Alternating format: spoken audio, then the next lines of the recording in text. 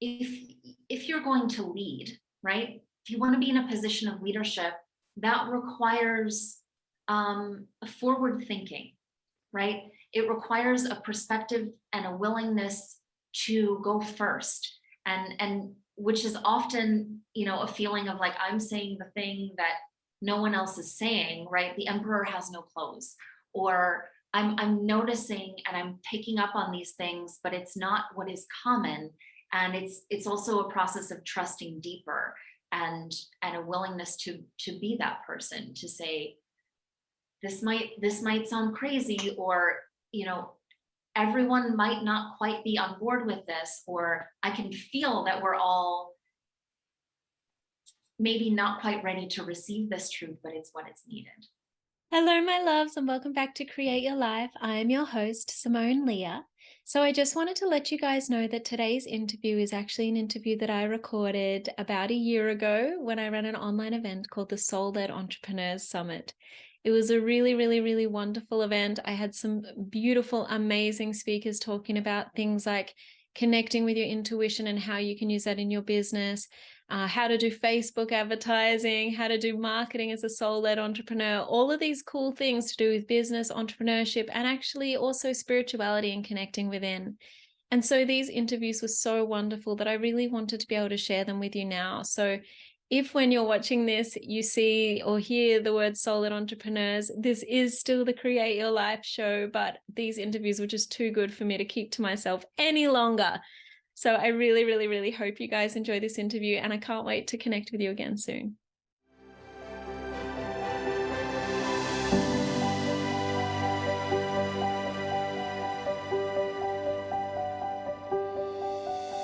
Hey guys, and welcome back to Soul-Led Entrepreneurs. My name is Simone and I'm your host today. Today I had the absolute pleasure of interviewing Hannah Koenig, who is the creator of the Lead Well Summit. She's a leadership, wealth, and business mentor for entrepreneurs who are here to transform the world.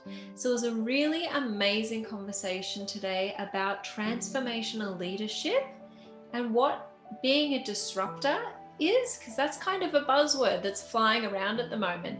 So we had a chat about what being a disruptor is and how that looks, and then how you can transform your inner world to really create the life that you want on the outside of the world in terms of your business and the way you come across and lead in your specific industry. Hey guys, and welcome back to Soul-Led Entrepreneurs. My name is Simone and I'm here with Hannah Koenig. How are you today? I'm great. I'm excited to be here. It is so nice to have you here, Hannah. We're so excited. So Hannah is actually the founder of the Lead Well Summits, which is a super exciting summit. She's got another one coming up in spring. So it's a very exciting thing that comes up to help people understand what they can do in terms of leadership and moving forward in their business, which ties in perfectly with our topic today of transformational leadership. So I'm super excited to have you here, Hannah. So the very first thing that I would love to talk about is, what does being soul aligned in business mean to you? That's such a beautiful question. I actually want to break down. So when I think about business, there are most business owners, and most of the business owners I work with are visionaries, right? We're in the role of being able to cast a vision forward.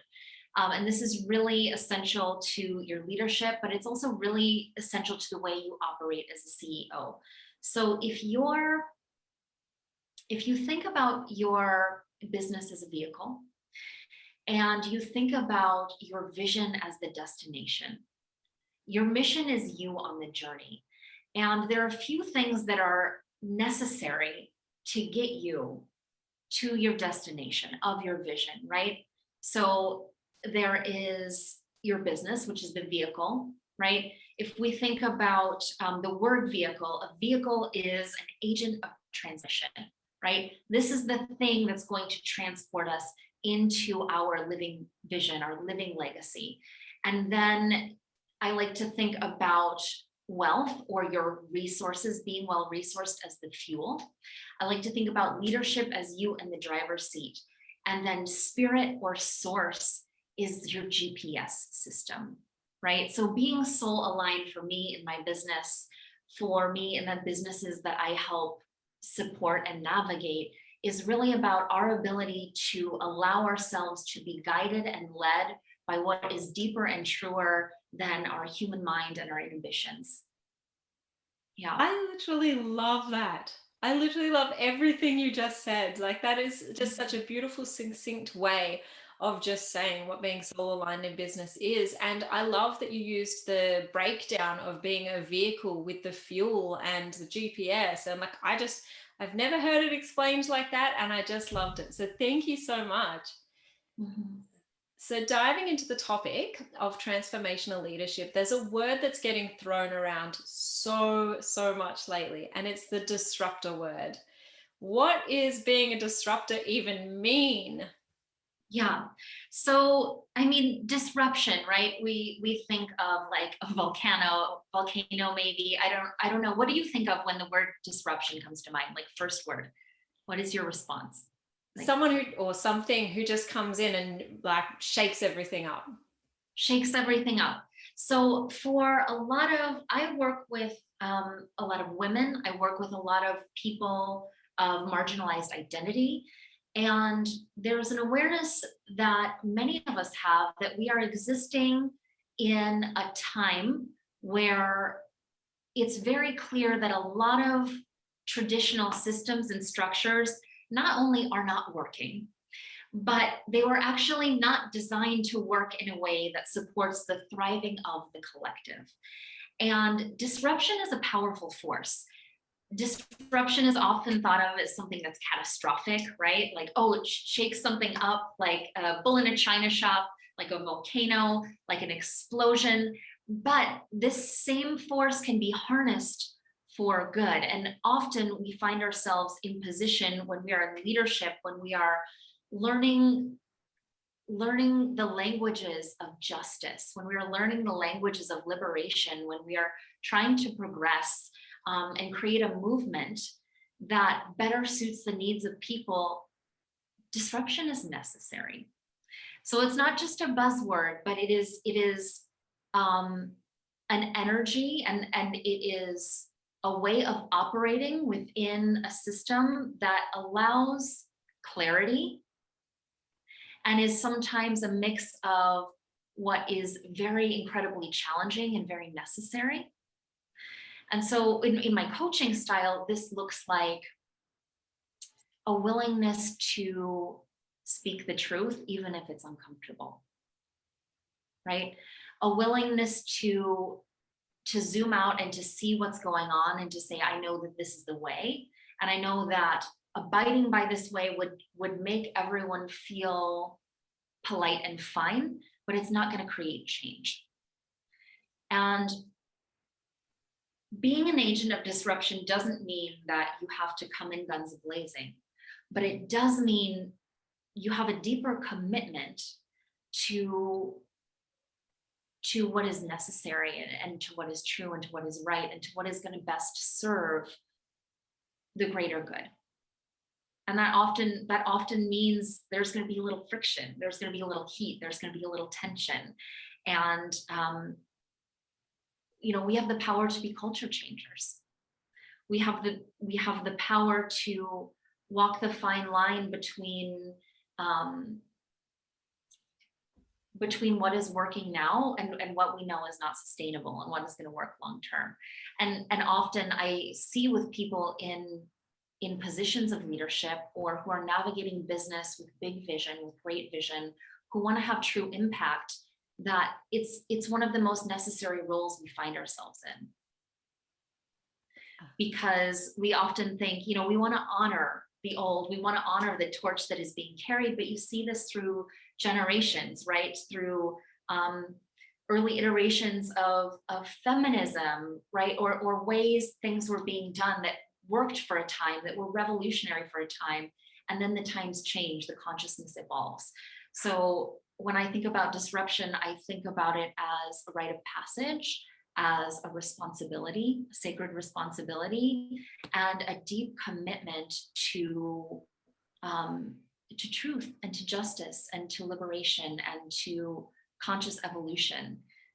Right. And this can happen. We can talk about climate change, or we can talk about so many different areas where there's now an awareness of this way of operating needs to shift. And it doesn't shift without hard truth. And it doesn't shift without holding that awareness and responsibility. And it doesn't shift with just being just appeasing the current process. So that's how I think of disruption. And I think it's a beautiful thing, and it can be woven into the way we speak, the way we connect and communicate with each other. It can be woven into our programs and our offerings as business owners. It can be woven into our copywriting, and it can be used as a tool for positive impact. Yeah. I love that. Thank you. I love that. Okay. So it's more about standing in the truth as opposed to just saying the nice side of things. It's standing in the truth of how things are, and just really owning that to help people move forward, sort of thing. Yes. And a willingness to know that if you're going to lead, right? If you want to be in a position of leadership, that requires a forward thinking, right? It requires a perspective and a willingness to go first, and which is often, a feeling of like, I'm saying the thing that no one else is saying, right? The emperor has no clothes, or I'm noticing and I'm picking up on these things, but it's not what is common. And it's also a process of trusting deeper, and a willingness to be that person, to say, this might sound crazy, or everyone might not quite be on board with this, or I can feel that we're all maybe not quite ready to receive this truth, but it's what is needed, right? So for example, like, my clients don't hire me just to be their friend and to make them feel good. Which many of my clients, like, we stay in relationship long after, and we are friends and we laugh, and there are exchanges that feel incredible, but it's like they're there for the feedback that will make them great. Yeah. I love that. I love that, because I think that if you are wanting to move to that next level, you can't just have people by your side who are telling you what you want to hear. Even at any level, you want the people around you to be able to be completely honest with you. If they see something that they think is going to help you get there, to be able to share that. And I think that that's a really lovely place that you're coming from, because it's almost like in the business itself of being you or being another disruptor, you're kind of just saying, you know what, I'm here for you, but this is the truth of where I stand, and this is what can help you get to that next level. You know what I mean? Which is actually one of the most beautiful things you can do for a friend or a client, is be honest with them. So I literally love that it's basically just that, taking that beautiful, honest, heartfelt approach, but applying that to the whole business, even if and as you said, that sometimes it's going to be uncomfortable for people. Sometimes it's not going to be the mainstream option, but it is your truth. It is what needs to come through. Otherwise, you wouldn't necessarily be feeling it at a soul level to share it, because it is coming through that way. So I literally love all of that. I think that's amazing. So if someone is a disruptor, do they always know they're a disruptor, or are there things that they can do to kind of align with that? Is it you just don't feel like you're sharing everything, or how would that look? So I think most people, entrepreneurs especially, have a tendency or lean towards a rebellious nature, but not everyone has always given themselves permission to be that, because we're taught and we're conditioned that rebellion is not always a good thing, or isn't a good thing. Maybe we've gotten in trouble for it. So some people really embrace and give themselves more permission for that rebellious nature than others. And so it's often a conversation of permission. But like, if you want to be a force for change, right, you're going to have to get comfortable with, I hope I can say this on here, with shaking shit up sometimes. Yeah. With being like, okay, we're going to mix it up, we're going to do differently. And as entrepreneurs and business owners, I mean, we've committed to a life of innovation. So when you are searching for, are you, and just because I want to answer this question the way that best serves the people listening, are you looking for sort of tips on how to allow that to come out? Yeah. Or, yeah. Okay. So when you're exploring that within yourself, because we all have this capacity, and for soul-led entrepreneurs, it's, you're moving from this place of like, I have a deep sense and deep desire to do exceptional work, right? To make an impact, to see the ripple effect of my passion and my commitment and my devotion and my service take life out in the world, and to be a part of something that's bigger than me, right? I want to see that in the world. So most people have that. And then on top of that, we trip over these layers of our conditioning of like, ooh, but if I say that, people might be uncomfortable and they might not like me. Or, oh my gosh, what if that person that I went to high school with reads this post and thinks, who does she think she is? What is going on here, right? And then we're like tripping over our judgments and our conditioning and our comparison. And those are things we get to allow to slip away when we're stepping into this role. Because really, if you are anchored in purpose, then it is about something bigger than you. So the first thing is permission. And the next thing I would do is like a willingness to play or get curious around that. So when I used to work with new entrepreneurs who are struggling to find their voice, right? Their voice in their leadership. One of the questions I would ask them is like, what makes you angry, right? Like what pisses you off? Because that's a really quick way that we can connect with our innate sense of right and wrong and injustice. And we're very clear when we're coming from a place of this is what's okay and this is not, of things we're intensely passionate about. So that's where I would explore with curiosity. First, permission to be a rebel, because that's sacred, right? The greatest leaders of all time have been rebels, have gone against and pushed against what was normal. And so permission for just for that within yourself. And then as you are sharing out in the world, you're sharing from that place of purpose and that place of curiosity and permission about, what do I desire to see take place in this world, right? What gets to exist because I'm here to take a stand for it,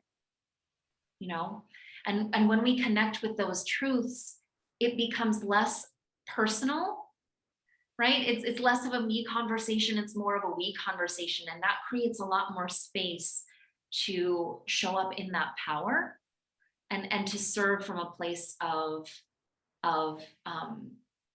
devotion and of leadership, and not to be afraid of taking up space or claiming or calling out or speaking truth to something. Yeah. Thank you. So if you had someone who's a solopreneur, maybe they've got some clients, they're loving life, but they do feel like they're holding back, can they start to embody this different energy that comes with really standing in their truth? And would you recommend, like, I know a lot of people will have an avatar or something like that, and they'll go, all right, my stage person is strong and she's powerful and she's feminine. Would you recommend that if they have been playing it safe for a little while and they've built this whole business playing it safe, that they can just use that persona while they shift into this newer level of their business, if that makes sense? Sure. I mean, there are a lot of practices that that help. I think embodiment, I'm glad you said the word embodiment, because this is so important. We often operate like we are a brain on legs, right? Like we are thinking beings who sometimes feel, but we're actually feeling beings with a whole lot of intelligence, neurological intelligence woven throughout our entire physical body. We're feeling beings that think. right? So when we flip that, you get to understand that the way I feel and the way I am listening and the way I'm connected to myself actually does inform the way I show up and lead. So, for example, Amy Cuddy has an amazing TED talk on power poses, and this actually changes your brain chemistry, right? It is standing in these power poses and taking up space actually helps you understand yourself as a powerful force and entity. Another way to explore this is something I used to run women's leadership trainings in Bali, is embodying an archetype, right? And feeling that support of that archetype. But even what's under that, all of that power is innately you, right? The power you're seeking outside of yourself, the permission you're seeking outside of yourself is intrinsically yours. And so it's kind of like, it's, when we're seeking those things, they can help us find a way back in. And I do recommend that. But I don't want to reinforce the idea that something else is needed, because it's kind of like the concept of abundance, right? We innately are abundance. We innately are power. We're designed to lead and create and co-create. So I always bring people back to permission and desire. And there's a 3-part process I use, right? So if you're moving through this, I do strongly encourage, try on embodiment practice, get connected with yourself from that place, because it creates awareness. And where there is awareness, then we have choice points, we have perspective. From there, I encourage self-appreciation. So, a lot of times we look at, I'm holding back with judgment and comparison, right? So, you hear playing big and playing small a lot in our industry and a lot in leadership spaces. And I say, throw that out the window, because you playing big is just a judgment. Like, if I'm not playing big, then I'm judging everything I did as small, right? So we let that go and we bring in appreciation of what you did up to this point. And because awareness builds power, appreciation builds power, self-appreciation builds power. If it's like, you know what, but I did this thing and I did this thing and I showed up in my loyalty and I showed up in my integrity. And even though, all I did this week was record Instagram reels and coach my clients, and I have awareness of that being safe, but I'm still in appreciation of that versus being in judgment and comparison. Because if we're motivating ourselves from that place, we're shrinking by default, and it becomes this process of like dangling a carrot to fuel ourselves instead of moving from satisfaction. And then from that place of appreciation, the last pillar of power is accountability, right? What am I now holding myself accountable to? So if you are in awareness that you are not leaning in, right, to your edge, that you're not even close to your edge, that you are really spending so much time in your comfort zone, that you're not getting to know who you truly are, we can appreciate the part of yourself that wants to keep you safe. And then we can hold ourselves accountable to what we're capable of, right? We can move through a process that allows space for all of us without comparison and without judgment, and that is intrinsically cultivating power. I love it. I just love all of that. And I specifically love that you said that everything's already within you, because I totally 100% agree with that. And it's more just about, if you have that idea that you want to be a disruptor and you want to have and embody that strength the full time, it's already in you. And you can just kind of do what you said, where you look back and appreciate what you've already done, and look for those times that you already were a disruptor, that you already were standing in your power, and start to really like even lean into those times and more, to really, as you said, appreciate and feel that is who you already are, and it is coming from within you. And you can just draw on those feelings and make them stronger, because the fact that you already have these feelings that you want to move forward in this power and strength and not hold back anymore, you've probably already been doing it in other ways anyway. So all you really need to do is start to harness that and start to dial it up. Does that kind of, yeah? Exactly, right? We want to connect in, and we want to move from this intrinsic place where we're self-affirming our capacity versus what many of us have been conditioned to do, which is to push and strive and judge and compare and compete with ourselves. And that it's invalidating, and it actually erodes our relationship to our internal power. And you can see, there are a lot of studies that have been done, and I've seen this in communities that I've been a part of. When you're in a place where you are witnessed, where you are acknowledged, where you're fully seen, and you are consistently affirmed, the type of growth you experience is exponential. Because all of a sudden you're not tripping over and stuck behind and weighed down by the self-doubt and the judgment and the question of enoughness. Because even the question of enoughness itself is not a question that serves a lot of a purpose other than making you feel like shit. Because they're only really, there's a binary answer for that, yes or no. Is it enough? Yes or no. And you're kind of in this limbo of like, and you're always like feeling like crap. And there are so many ways that we consistently ask ourselves those questions. But powerful people ask powerful questions, right? So if now instead I'm asking, right, did I stand in my integrity, right? Did I make a commitment? Did I do something that scared me a little? Those are questions that elicit an answer that gives you feedback and information that you can work with. So it really is, leadership is so much about the way we are self-led, long before it ever comes to the community of people following you on Instagram, or, the people sitting in the chairs as you stand on the stage, right? It's the way I'm in relationship with myself and the way I nurture and guide and support myself in moving forward that creates what is possible out here. Oh my goodness, that is an amazing answer. Thank you so much.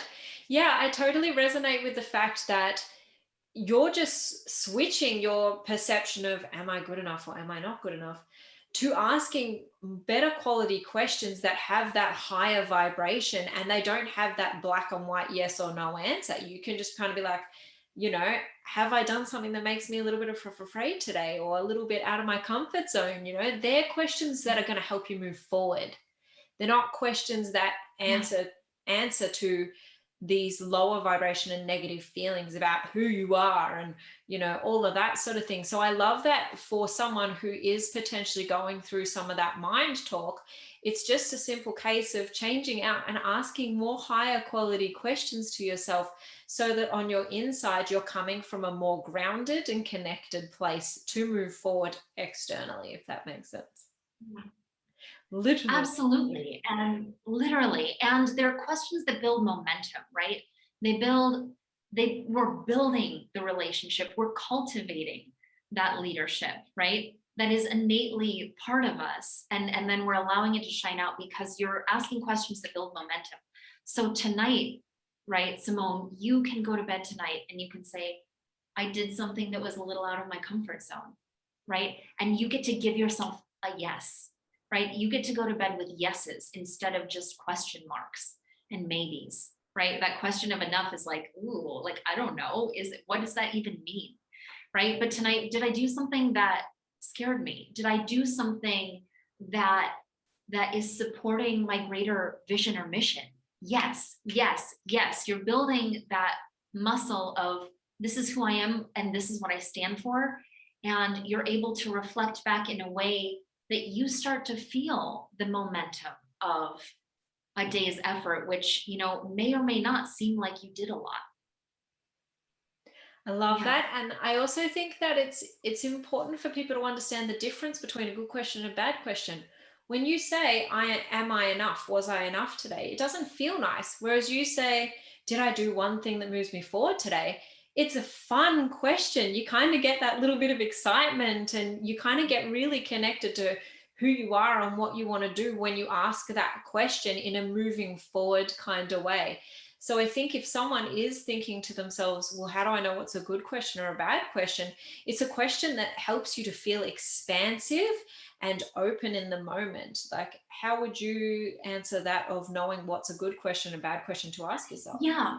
Well, it's it's about curiosity, right? Is it a question that's going to elicit an answer that gives me the opportunity to respond in a way where I have feedback, right? Enough is not one of those questions. Was it, good or bad is not one of those questions. So something that inspires creativity, something that allows you to, because the truth is, it doesn't always have to be the yes answer, right? Like the answer could be, did I respect my boundaries today? And the answer could be no, right? But that, like, then from there, but what did I learn, right? And what am I committed to? Having learned that, I learned that if I say no, or I learned that if I respect my boundaries, I won't find myself in a situation like this, right? And what am I going to commit to after that? So questions that actually give you useful feedback is what I would look for. And you can play with that, right? It doesn't have to be one question. At the end of the day, am I reflecting back in a way where I'm in relationship with myself, where I'm meeting myself as an equal, where I'm meeting myself in appreciation, and where I'm genuinely curious about and checking in with myself about what our journey was today, like you would with a child, like you would with a mentee, right? Like, is this coming from a compassionate place of curiosity and not from judgment, right? If it's a question stemmed from judgment that is kind of pigeonholing you to an answer that, like, I'm either good enough or I'm not, what more can come of that? Love that. Yeah. I literally love that. And I love that it's one of those things where, as you said, where is the question coming from? Is the question coming from your kind of put yourself down, lower vibration ego place? Or is it coming from that compassionate, kind, loving, let's move forward, let's grow, let's expand place? Yeah. So I literally love that. And I love that we've actually talked about this and brought this into the conversation today. I would also love to talk about, if you are someone who's been playing it safe and you do want to be a disruptor and a big leader in your industry, what are some of the things that you can start to do to stop playing it safe in the, obviously we've talked about the internal world, but externally? Is it as simple as just really making sure that you're telling both sides of the story? Like, if you're feeling like, instead of, so originally when you were playing it safe, you were probably playing all the nice sides, all of the soft sides. How do you really step into and embody that disruptor and move forward in the physical sense? Does that make sense? Well, it does always have to come from the internal work. Because if you're not rooted in truth, and if you're not checking in with that, then it doesn't really matter what strategy you are, building an alliance with. I will say that relationships are incredibly important in a practical, tangible sphere, because if you are surrounded by yes people, for example, then you're not on your growth edge. So for me, that looks like mentorship. That looks like incredibly powerful friendships and community. That looks like relationships where, all of my very close relationships are also the people who will give me the most challenging feedback. That looks like a willingness to receive feedback. Because if you're in intentional relationship with, or you're putting pillars of support intentionally in your life, I have this in my business, I have this on my team, where my business manager is someone who will will give me an honest opinion if that doesn't make sense, or if it's not going to work, or if she doesn't like it, or if it doesn't even sound like something that's aligned with our vision, right? So will my mentors, but so will my friends. Will be like, hey, this is good, but you can do better. Or will be the person at the end of the day who said, yeah, that wasn't your best work, and that's okay. But will tell me that. So who are you aligning yourself with? What kind of support are you putting in place to make sure that you are really holding yourself accountable to the commitments you've made? And then what commitments are you making, right? Literally, what commitments are you making? What commitments are you making to the work that you're doing? And how is your business model set up to move that marker forward? What commitments are you making? So we have an anti-racism thought partner in my business. We've been working with this consultant for 2 years, right? If that's a commitment that you've made, do you have skin in the game, right? Are you showing up for that? And then how is that informing your strategy? How is that informing the way you support people? How is that informing when we're mapping out, our sales projections? Like, what are the commitments you're making? Who are you surrounding yourself with? Where are your barriers of accountability? And it's first with yourself, and then, right? So I can hold myself accountable. That's an intrinsic thing. But then, am I making commitments in a bigger way that hold me accountable to who I'm here to be, right? Am I putting systems, practices, people in places that hold me to that? That's where I look at it from, because accountability is power. If I make a commitment to something, I have to show up for it, whether or not it puts knots in my stomach, because we decided and we did it, right? So if I'm like, oh, I want to do the largest, wealth and leadership summit in the world, and I want to ask all of these people, and I want to serve people like this, and I want it to be free.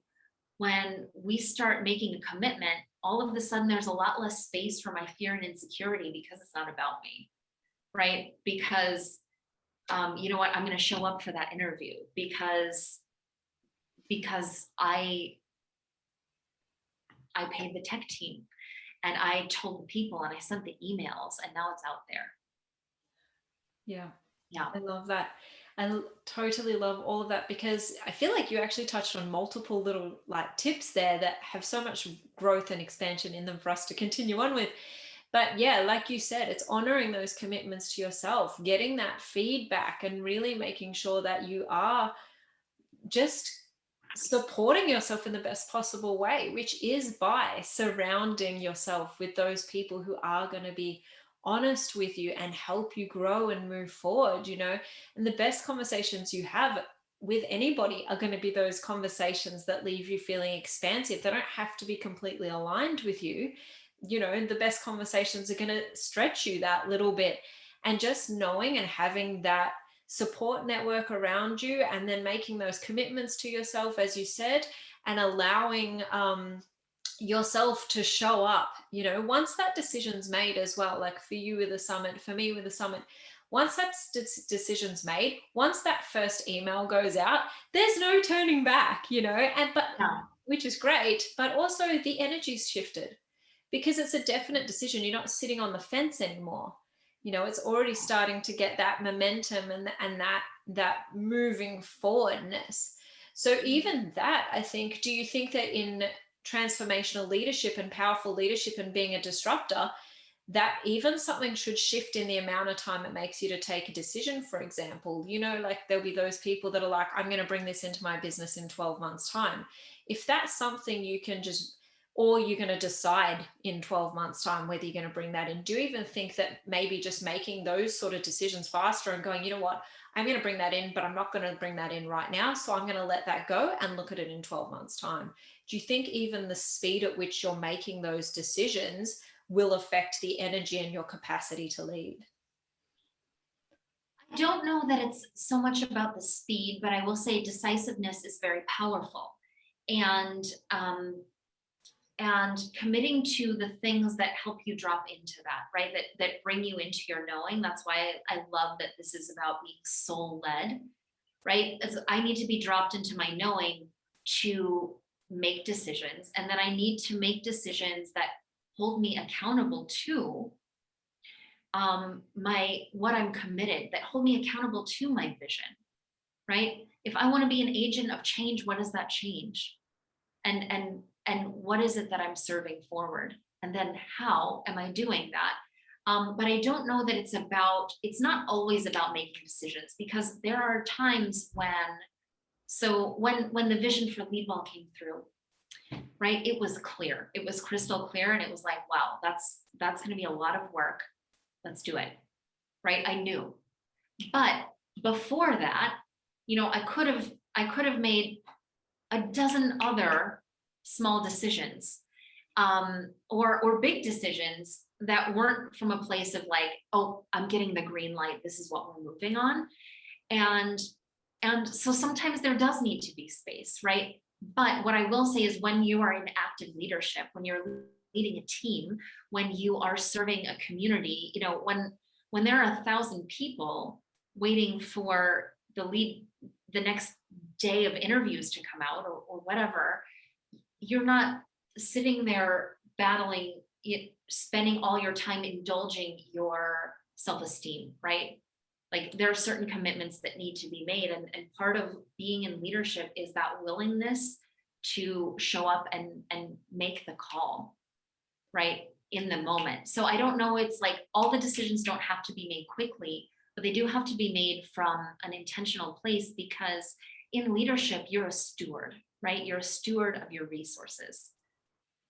And so it's like, how am I going to steward of this team, right? How am I going to show up and guide people into this thing? How am I going to stand in the fire of my commitments and do the things that, because most of leadership is not that. We think of leadership of like, we think of really powerful speeches and we think of accolades, right? We think of like a Nobel Prize or an award or like these cool things. 99.9% of leadership is not that. It's making a million difficult decisions, right? That stand in truth. It's knowing that everything I do can either move us closer to our mission or move us farther away. It's everything I can do, like everything I do can bring me closer to my truth and my fulfillment, or can bring me a little further away, right? There can be more me and more honesty and more integrity in this, or there can be less. I love that. And I Yeah. think you really hit the nail on the head when you said the decisions you make should be intentional. When you connect in, like you said, so like you might connect in and go, okay, I don't need to make that decision today about X, Y, and Z, but you've intentionally moved through that process, as opposed to you just having this idea and letting it go for 5 months and then going, oh yeah, I do want to do that. You've really intentionally, when you've said that word, it's really landed and just gone, you know what, it's checking in and intentionally going, is this what we need to be doing? Is this the next step? Is this the next thing? Or, as you said, you've got a team, you can't necessarily be wishy-washy. There needs to be intention there. So I absolutely love that you use that word. I love that you brought that up, because I think that's what it really comes down to when you're soul aligned, is having that connection to self and being able to move from that intentional place to, as you said, either moving towards your goals or what you want or your vision, or moving away from. So I think that that's just a really great way to say that, is just by saying, are you being intentional today with the decisions that you are making? Yeah. Absolutely, right? And it's a responsibility, right? If I've made this commitment to the bigger vision, if I've said yes to source or spirit or God, like, let's do this, then I have a responsibility to that, right? If I have clients, I have a deep responsibility. It's a privilege and a responsibility to support the consciousness and the evolution and the unfolding of another human being, right?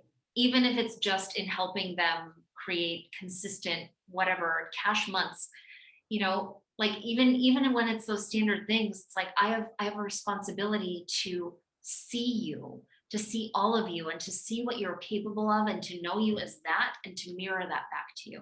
That's a commitment I've made, right? So that the moments when you're feeling small, or when you're operating out of your leadership, we know, and you're not being coddled, you're being held to your power, right? I have that commitment. I have the commitment to my team to show up, and like I'm providing jobs for people, right? So I have that commitment to make sure that we're doing good work, and that it's moving towards something that is exciting and fulfilling for me and is clear for them. Yeah. I love that. And I'm sure we've probably covered this before, but if someone was really wanting to ground in and move into a transformational leadership role, what are 3 top tips you'd give them? I know we've covered probably about 15 tips in this entire interview. So what are the top 3 that you think? So I'm gonna again come back to those pillars of power, right? If you want to stand in leadership, self-leadership is what's most important first, right? Like how are you leading yourself? How are you leading yourself throughout your day? How are you leading yourself in your decision making and in your commitments? And that starts with awareness, right? Self-awareness, not from a place of judgment, but just from a place of deep honesty.